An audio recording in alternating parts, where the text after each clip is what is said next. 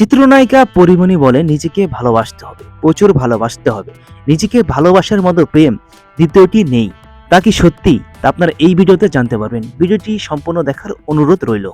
ঢালিউড নায়িকা পরিমণি এখন অভিনয় আর ছেলে পুণ্যকে নিয়েই ব্যস্ত জীবন কাটাচ্ছেন, তবে নিজের প্রতিও তার রয়েছে অনেক ভালোবাসা। সম্প্রতি সামাজিক যোগাযোগ মাধ্যমে তেমনটাই জানান দিয়েছেন তিনি।